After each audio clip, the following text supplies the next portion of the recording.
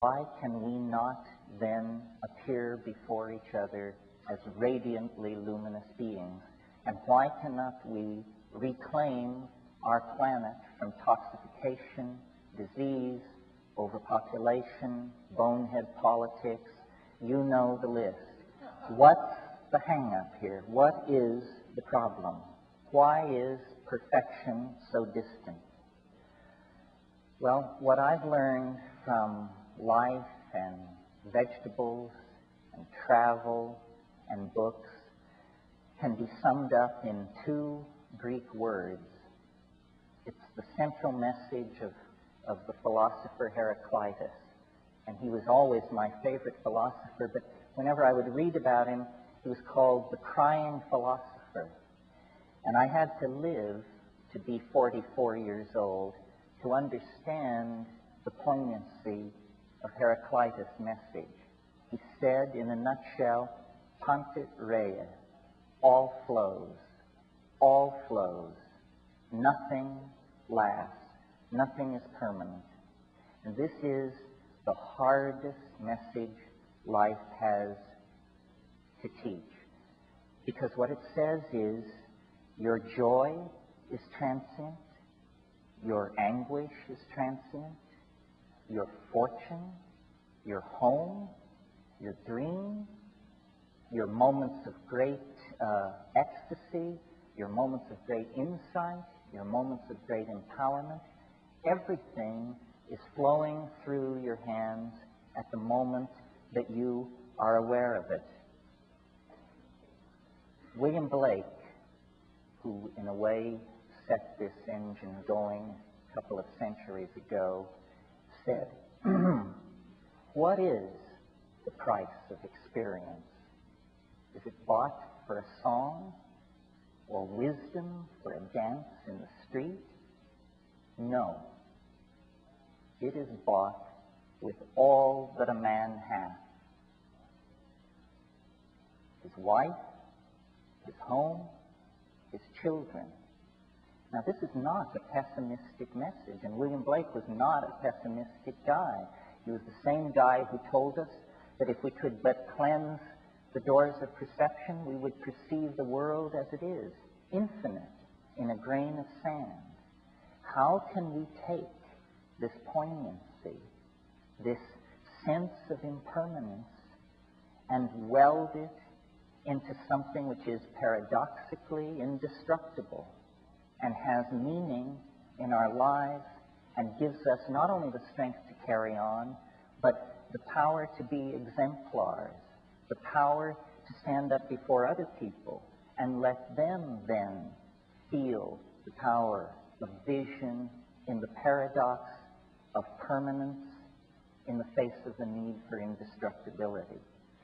Well, to answer that question, I felt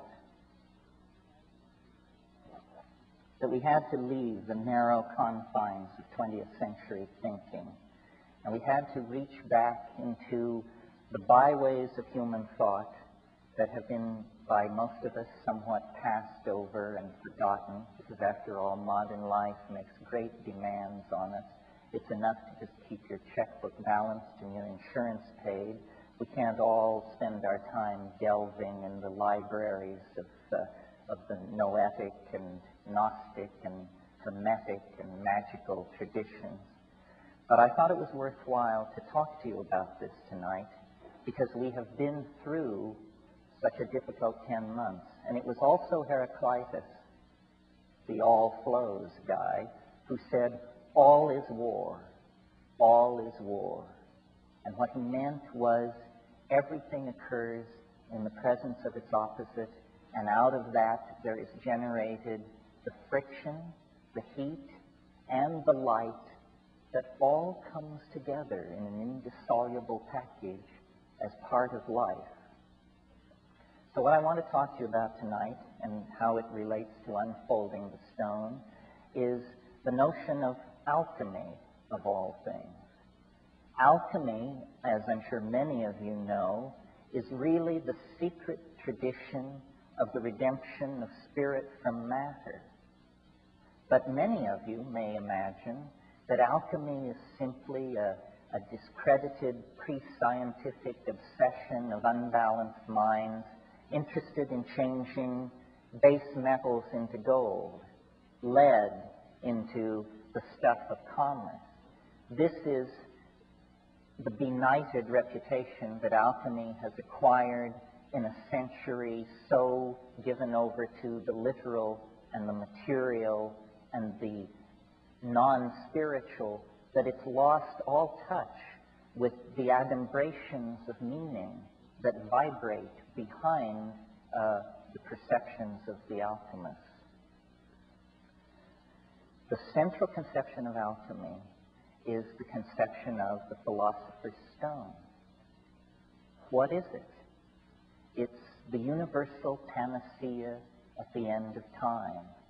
It's the chocolate cake that your mother made once a week when you were a child, the panis supersubstantialis.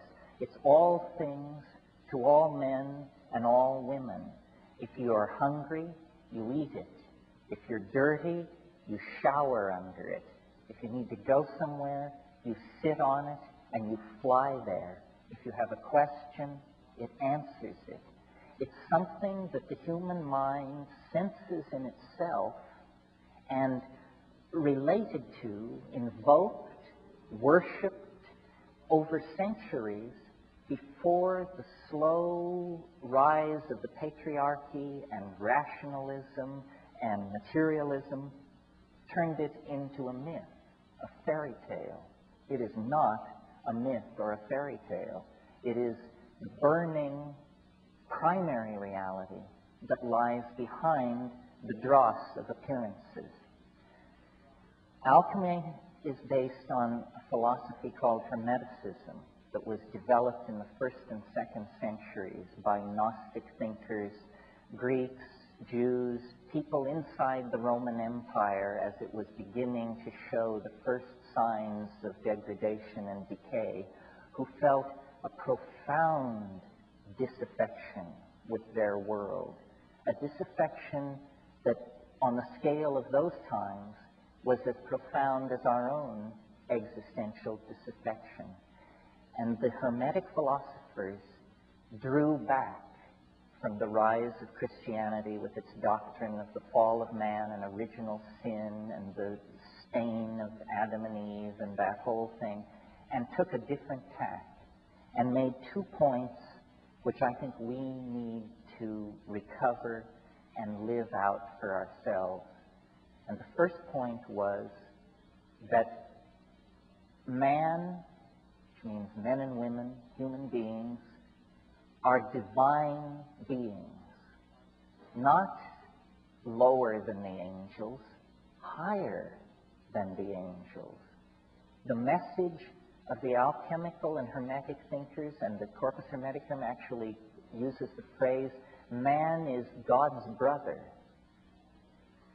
We have no idea what it would mean in our own lives if we could throw off the notion of ourselves as fallen beings. We are not fallen beings. When you take into your life the gnosis of the light-filled vegetables, the psychedelic plants that have stabilized the sane societies of this world for millennia, the first message that comes to you is you are a divine being. You matter. You count. You come from realms of unimaginable power and light, and you will return to those realms.